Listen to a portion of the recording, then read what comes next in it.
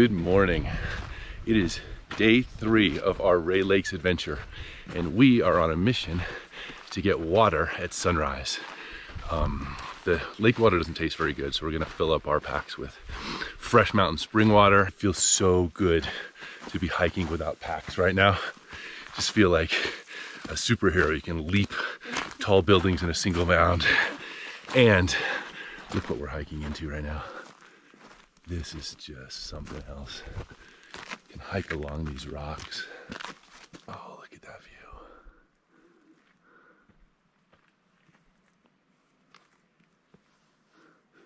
I don't know how far along these rocks Elisa's gonna come, but we'll see. Oh, shut up. Okay, so now we are beginning the actual hiking portion of the day. And you can see it's just starting out with absolutely incredible views. And we are headed up to Glen Pass, so this should be the hardest part of the entire trek, or so we hear, because we're going up to 12,000 feet. We're starting to feel the altitude a bit, but it is supposed to be gorgeous up there, so let's get this going. Elise crossing yet another stream. See how it goes for her. Look a little dicey. She's got this. Oh, easy, piece of cake. All right, now let's see if I can avoid looking at this incredible view and get across myself without falling. No problem.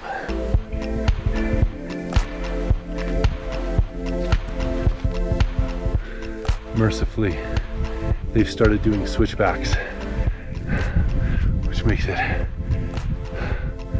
much less painful ascent. Well, we've entered a truly otherworldly landscape of rock and just jagged peaks and snow. Probably getting up towards 12,000 feet at this point. Definitely feeling the altitude, but still feeling strong. Lisa's looking good too. I think we're gonna make it.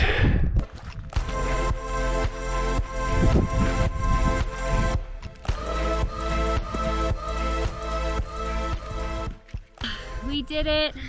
We're at the top of Glen Pass, a little over 12,000 feet. I'm not gonna lie, that was pretty challenging with the heavy pack, but so worth it. You can see the lakes where we came from all the way down there. And then even more interesting, in a way, is where we're going. Look at all that spectacular landscape there. That's our next lake as we come wind down the path down that way and come through these mountain passes. Should be a pretty spectacular afternoon. Very excited. Good job. The hardest part is over. Mostly it's downhill from here the next day and a half. Okay, so we are now coming down from Glen Pass, and we just got a whole bunch of climbing down to our next campsite for the night, about 4,000 feet down. But we are going to get these gorgeous views the whole way. It feels so good to be going downhill. It feels so strong. It's all downhill from here, guys. Well, we are moving downhill at a rapid clip. It's hard to believe. Just I don't know, 45 minutes ago, we were all the way up there looking down at this. And now we're just cooking.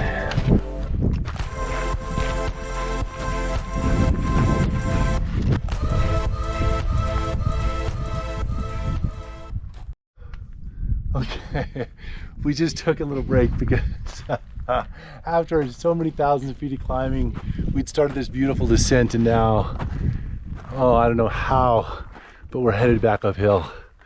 Hopefully it won't be too long. It's really funny, you can climb for thousands and thousands of feet, but once you start back down, your legs just really don't want to go up again.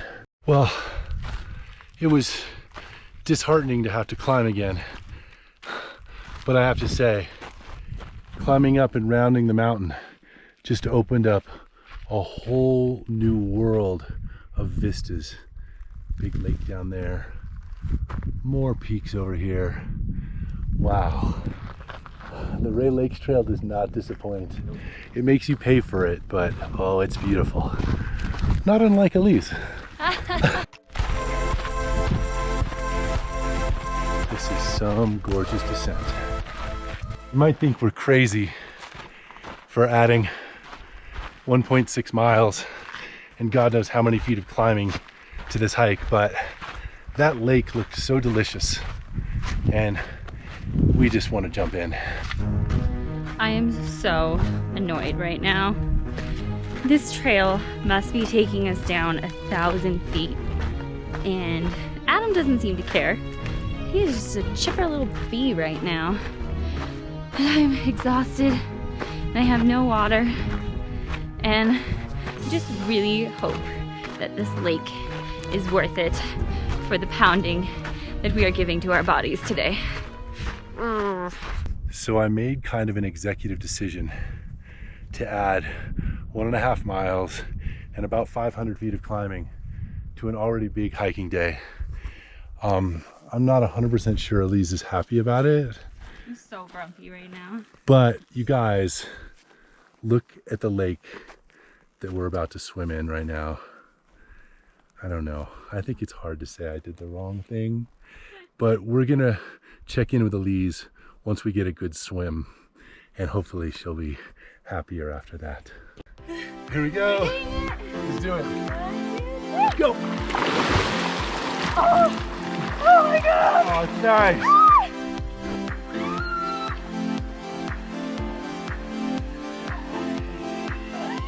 Okay, so the moment of truth, was it worth it? Okay, it was worth it. I know, my baby. Mwah. Except now we have to climb like 1,000 feet back up the hill. It's true, but you never want to pass up on a great experience. I know, that's true. Charlotte Lake, well worth the extra 1.5 miles. Well, this continues to be an absolutely beautiful descent. You just can't go wrong any direction you want to look. What on heavenly earth?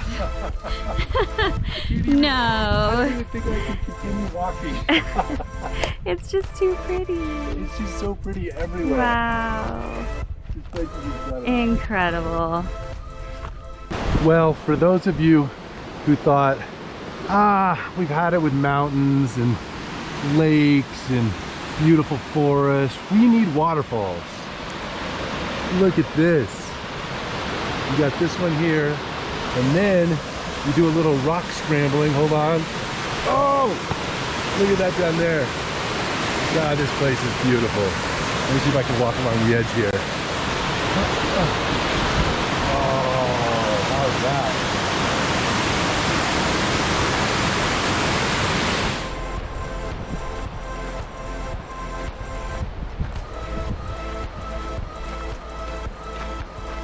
You want more waterfalls?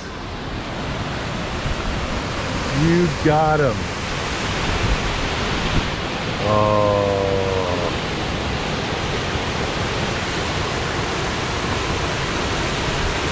That's a long one. We are now going for the waterfall trifecta. Who is not surprised by the snacking powers of Adam? Yep, there he goes. Snacking away again. Pounding some peanut butter too. Wow.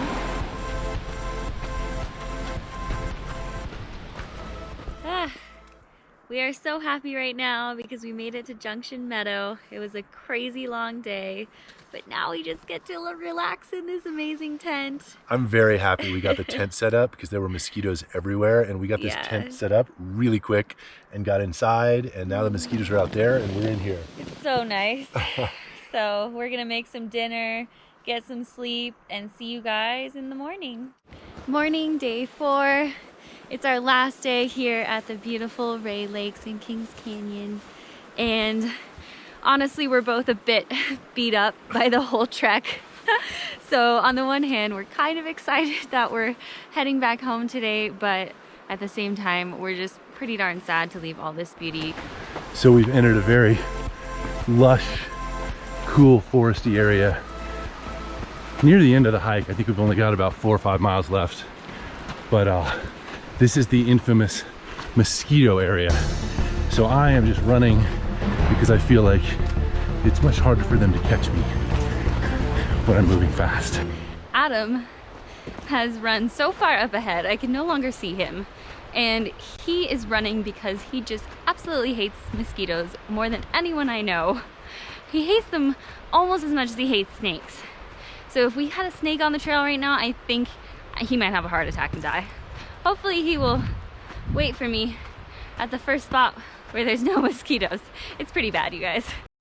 So it's always really nice to enter a little sunny area like this because mosquitoes don't seem to like the hot sun. And so I can rest a little bit and walk. And then once I get back to the shade, there will be thousands of them. And I will need to start running again so they can't catch up with me.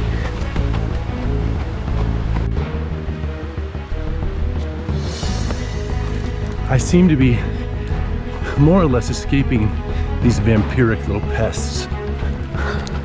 So it's working.